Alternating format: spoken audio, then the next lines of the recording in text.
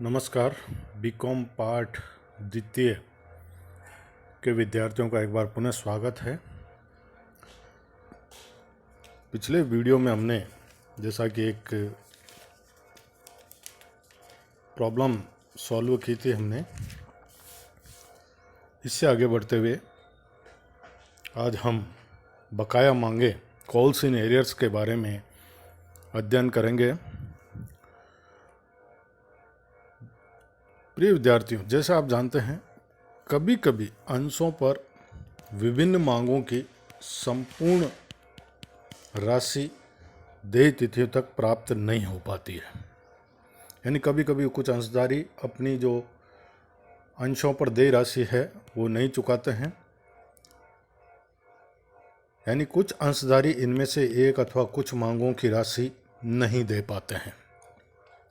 तो अंशधारियों द्वारा विभिन्न मांगों की देय तिथियों तक न चुकाई गई राशि के योग को बकाया मांग कहते हैं, यानी कॉल्स इन एरियर्स। यानी कंपनी जब अंशधारियों से मांग करती है, जैसे अपन ने देखा application, allotment, first call, second call या थर्ड कॉल, तो इसमें allotment, first call, second call या किसी भी प्रकार की मांग की राशि अगर अंशधारी द्वारा चुकाया नहीं जाता है तो उससे ही हम कॉल्स इन एरियर्स कहते हैं। बकाया मांगों पर ब्याज यदि कंपनी ने अंतर नियमों में इस प्रकार की व्यवस्था की हो तो संचालक बकाया मांगों की राशि पर ब्याज वसूल कर सकते हैं।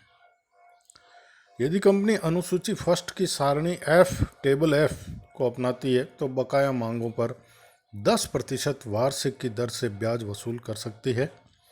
ब्याज की गणना भुगतान की नियत तिथि से भुगतान की वास्तविक तिथि तक की जाएगी। संचालक मंडल को बकाया मांगों पर ब्याज वसूल न करने अथवा ब्याज दर में परिवर्तन करने का पूर्ण अधिकार प्राप्त होता है। अब जब कंपनी बकाया मांग के ऊपर ब्याज प्राप्त करती है तो यह कंपनी की आय होती है, और जब कंपनी को बकाया मांग पर ब्याज प्राप्त होता है तो उसकी जनरल प्रविष्टियां कंपनी की लेखा पुस्तकों में की जाती है। वो निम्न प्रकार से है। ब्याज प्राप्त होने की एंट्री सबसे पहले जो की जाएगी, bank account DR to interest on calls in arrears account, being interest received on calls in arrears. ये ब्याज प्राप्ति की एंट्री की जाएगी, और वर्ष के अंत में इस ब्याज के खाते को लाभानी खाते में स्थानांतरित करने हेतु एक निम्नलिखित प्रविष्टि और की जाएगी, interest on calls in arrears account debit to statement of profit and loss account. Narration इसका विवरण होगा, being interest on calls in arrears transfer to statement of profit and loss, यानी इसे लाभानी खाते में स्थानांतरित किया जाएगा। तो ये एंट्रियां जो है बकाया मांगों के ऊपर ब्याज प्राप्त होता है, कंपनी जब ब्याज प्राप्त करती है उस दशाओं के अंतर्गत की जाएगी। अब बकाया मांग का लेखा, बकाया मांगों का लेखा, accounting for calls in arrears. बकाया मांगों की सामान्यतः कोई लेखा नहीं किया जाता है। ये बकाया मांगे अंशों की अलग अलग किस्तों के लिए खोली जाती है, जैसे अंश आवंटन खाता, अंश मांग खाता के डेबिट शेष के रूप में रहती है। इन खातों के डेबिट शेष का योग ही बकाया मांग राशि कहलाती है। यानी जितनी राशि मांगी गई है कंपनी से उतनी राशि अगर प्राप्त नहीं होती है, जैसे बैंक की एंट्री के अंतर्गत, तो कम राशि ही प्राप्ति में दिखाई जाएगी, और जो राशि प्राप्त नहीं हुई है उसके लिए कॉल्स इन एरियर्स अकाउंट खुल जाता है। बकाया मांग खाता, calls in arrears account.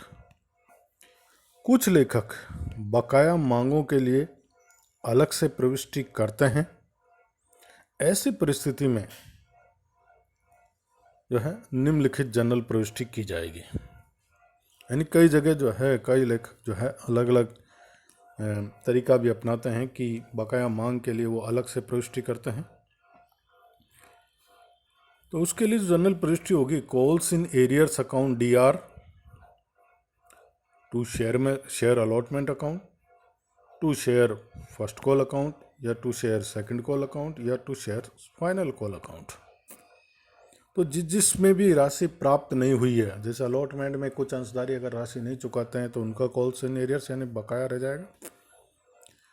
First call में नहीं चुकाते हैं तो फर्स्ट कॉल में लिखे जाएंगे, सेकंड कॉल और फाइनल कॉल में नहीं चुकाते हैं तो सेकंड कॉल फाइनल कॉल में लिखी जाएगी। ये एंट्री की जा सकती है, कुछ लेखक करते हैं, और अगर इसको नहीं अपनाया जाए तो भी जो है जनरल प्रविष्टि नहीं की जाती है, केवल राशि घटा करके दिखा दी जाती है। अब कॉल्स इन एरियर्स को चिट्ठे में किस प्रकार से दिखाएंगे कंपनी के? तो चिट्ठे में वर्ष के अंत में चिट्ठे में कंपनी की बैलेंस शीट में उक्त बकाया मांग राशि के योग को मांगी गई पूंजी कॉल्ड अप कैपिटल्स में से घटा कर दिखाया जाता है, क्योंकि यह राशि प्राप्त नहीं होती है। तो चिट्ठे में ये ध्यान रखें, इसको चिट्ठे में जो है घटा करके दिखाया जाता है कॉल्ड अप कैपिटल में से, यानी सब्सक्राइब्ड कैपिटल के बाद में जो राशि आएगी जो आती है उसमें से लेस कॉल्स इन एरियर्स बकाया मांग जितनी भी राशि है उन सब का टोटल वो करके माइनस करके बाकी की राशि जो है अमाउंट के कॉलम में यानी राशि के कॉलम में दिखाई जाती है। तो बकाया मांगे यानी कॉल्स इन एरियर्स के बारे में ये लिखा किया जाता है। एक बार पुनः आपको बता देता हूँ कि कॉल्स इन एरियर्स की जब अंशधारियों से राशि मांगी जाती है, विभिन्न किस्तें मांगी जाती हैं अंशों के ऊपर, और कुछ अंशधारी अगर उन किस्तों का भुगतान नहीं कर पाते हैं तो उसे हम बकाया मांग कहते हैं। धन्यवाद।